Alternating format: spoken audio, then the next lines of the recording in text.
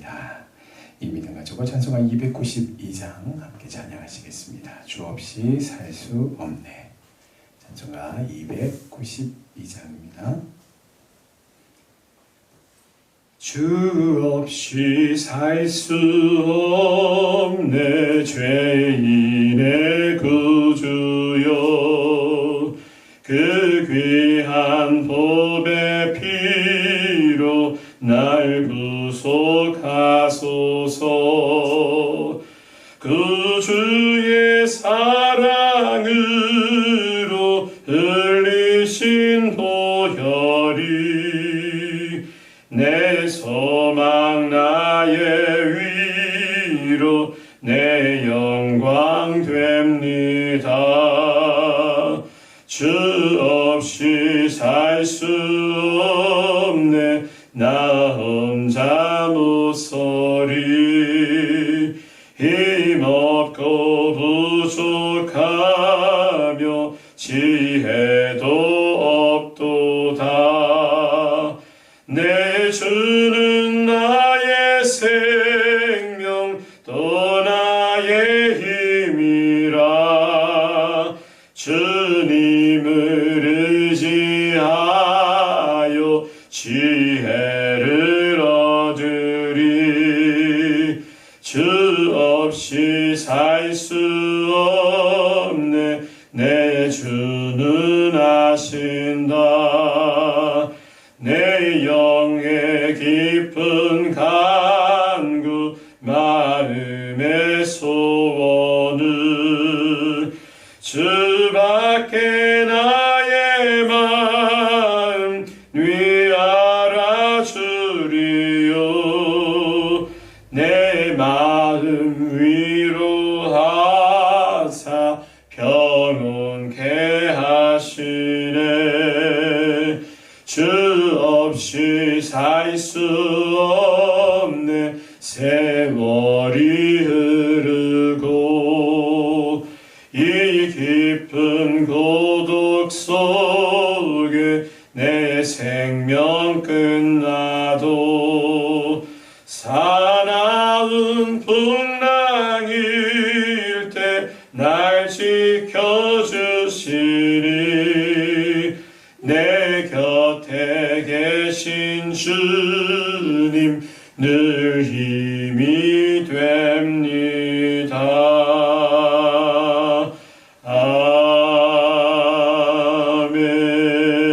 아멘. 하나님의 말씀 출애굽기 12장 1절부터 14절까지 말씀입니다.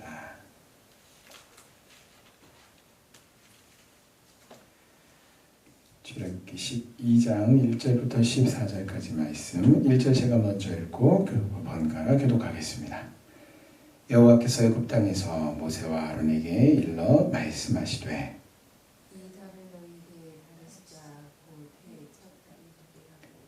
너희는 이스라엘 온 회중에게 말하여 이르라. 이달 열흘에 너희 각자가 어린 양을 잡을지니 각 가족대로 그 식구를 위하여 어린 양을 취하되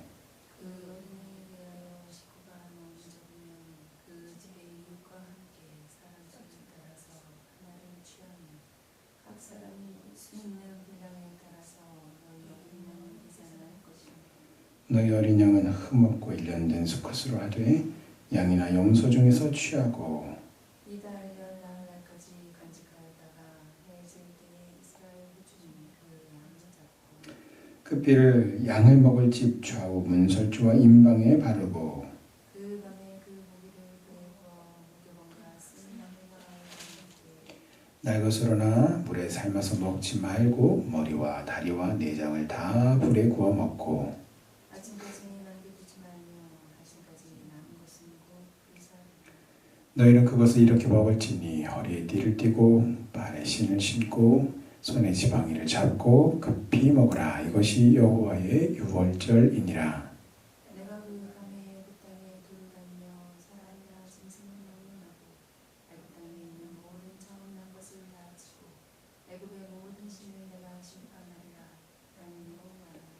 내가 애굽 땅을 칠 때에 그 피가 너희가 사는 집에 있어서 너희를 위하여 표적이 될지라.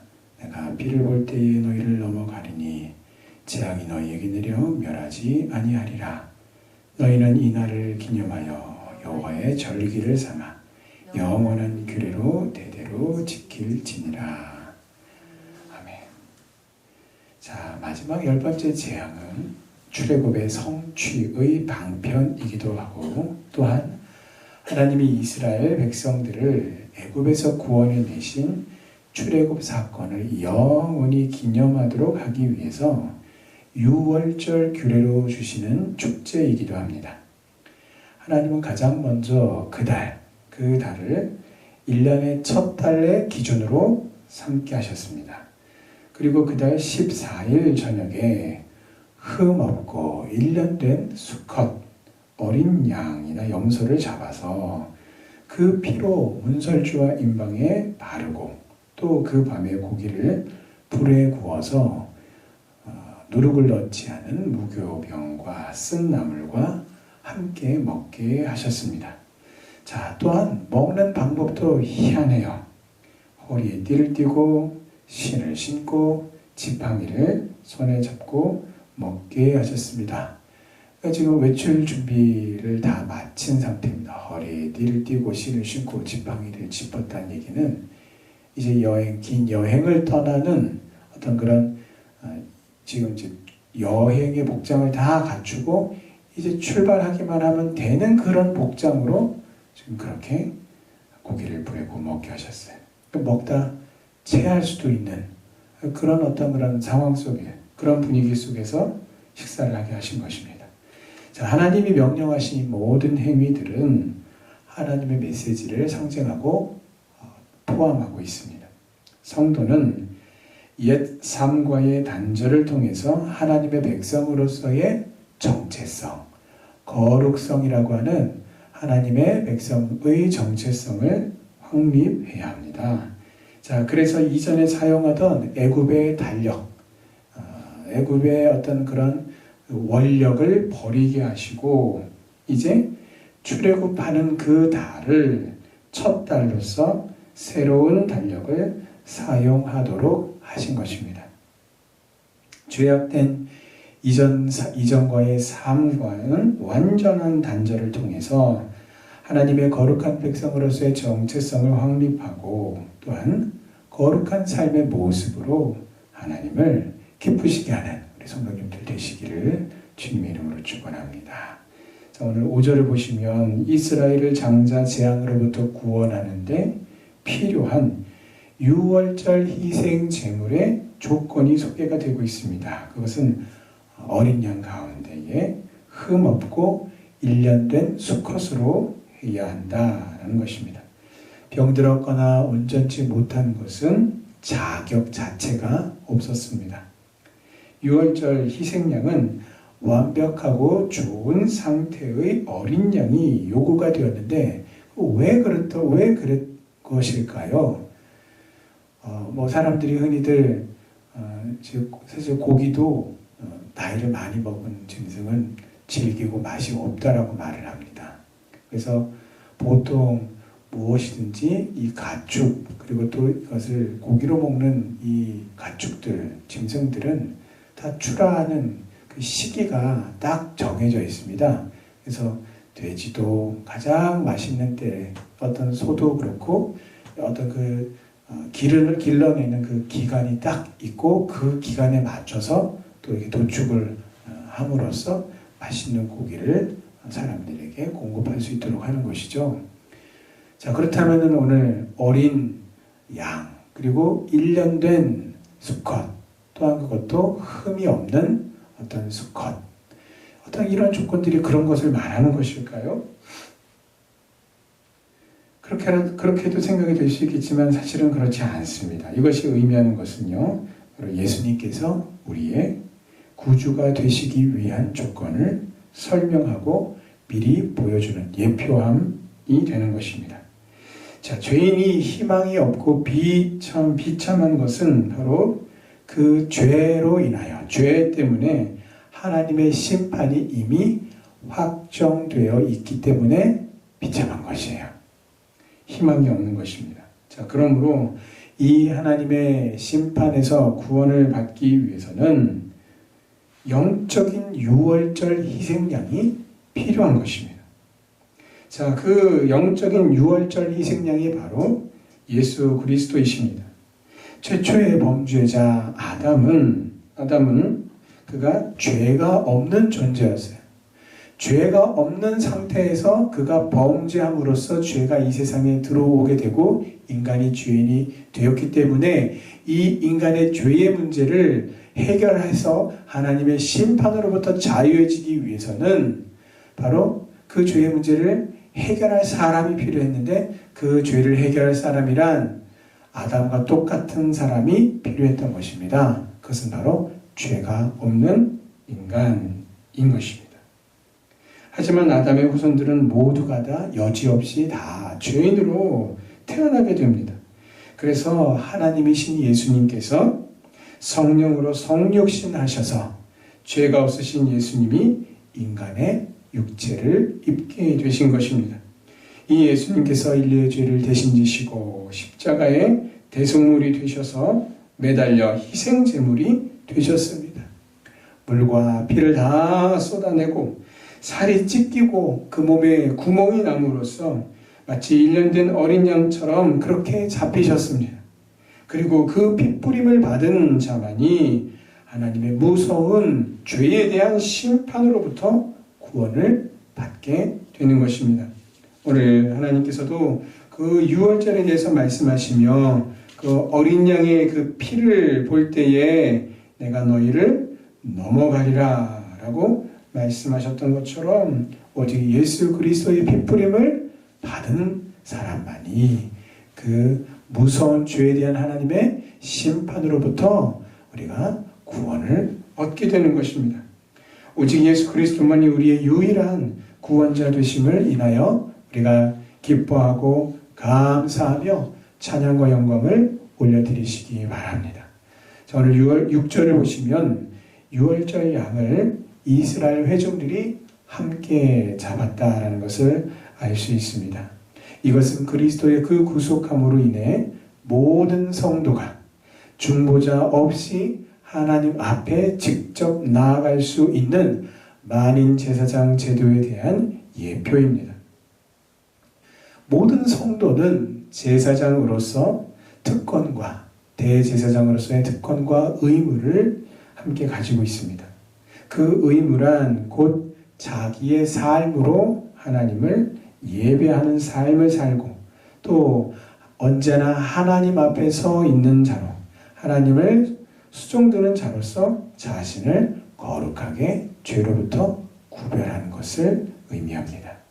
또 세상에 대하여 중보자로서 하나님의 말씀대로 살아내고 사람들을 위해 기도하며 진리의 하나님의 말씀을 가르치고 선포하며 전하는 삶을 사는 것을 또한 가리킵니다.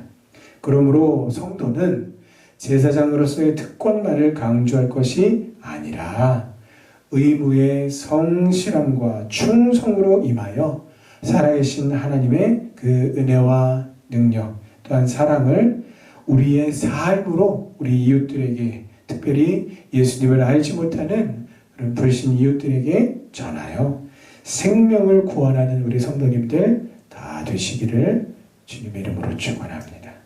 자, 오늘 말씀해 보시면 양고기를 구워 먹을 때에 누룩을 넣지 않은 무교병을 함께 먹도록 하셨습니다. 자, 이것의 의미는 구속의 은혜를 받은 성도는 이전의 죄악된 옛 생활을 버리고 죄와 무관한 순결한 삶을 살아라 라고 하는 의미입니다.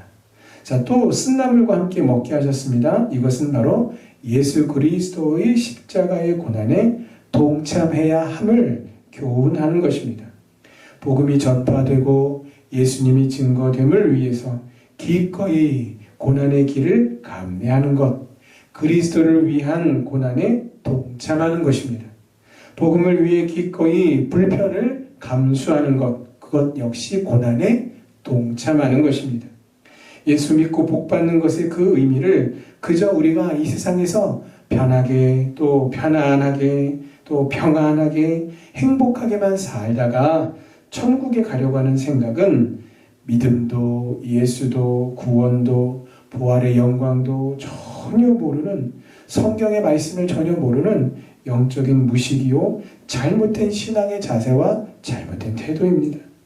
이 땅에서 진리의 하나님의 나라를 위해 기꺼이 고난을 감당하다가 최후의 승리와 영광을 누리는 우리 성도님들 다 되시기를 주님의 이름으로 축원합니다.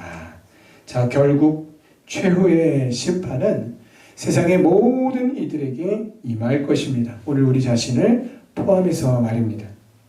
예수 믿고 구원받았다 해서 이 과정 자체를 아예 생략해버리고 천국으로 그냥 옮겨지는 것이 아닙니다.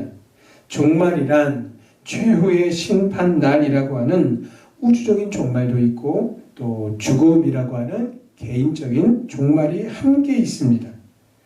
그러므로 우리는 누구든지 개인적인 종말, 죽음을 우리가 경험하게 되고 죽음을 경험한 이후에 최후의 심판의 날을 또한 맞이하게 될 것입니다. 혹 하나님의 때가 이르게 된다면 우리는 개인의 종말, 즉 죽음을 우리가 맞이하지 아니한 상태에서 최후의 심판, 세상의 끝날을 또한 우리가 맞이하게 될 수도 있는 것입니다. 하나님은 하나님 자신의 거룩한 기준으로 세상을 심판하실 터인데 그 거룩하신 그 심판, 하나님의 그 거룩하심과 그 영광으로 그 어미로우심으로 심판하실 때에 대체 누가 그 앞에서 하나님의 심판을 피해갈 수 있겠습니까? 오직 어린 양의 피가 뿌려진 사람만이, 그래서 하나님께로부터 죄사함을 받은 자만이 구원을 얻을 뿐입니다. 그 하나님의 무서운 심판으로부터 건져냄을 받아 하나님께서 우리를 위하여 처소를 예비하신 천국으로 우리가 인도함을 받게 될 것입니다. 오늘 이 하루도 예수 그리스도를 믿는 믿음 안에서 온전히 거하시고 세상을 향하여 그리스도를 믿고 그 안에 거하도록 힘써서 권하고 또 전하는 우리 성도님들 다 되시기를 주님의 이름으로 축원합니다. 아멘. 기도하시겠습니다. 6월절 규례를 제정하시고 그것을 영원히 대대로 지키도록 우리에게 말씀하시고 명령하셨습니다. 오늘도 예수 그리스도의 그 십자가를 우리가 묵상하고 바라보며 예수님의 그 죽음의 의미와 함께 더불어 우리가 그 보혈 안에서 자유하며 또한 구원 얻었음을 인하여 오늘도 우리가 기쁨과 감사와 찬양과 영광을 하나님께 올려드리며 우리가 온전히 믿음으로 주님의 고난의 믿음 가운데 동참하는 이 하루가 되기를 소원하며 오늘 말씀 붙들고 함께 기도 자리로 나가시겠습니다. 아버지 하나님 감사합니다. 하나님의 말씀을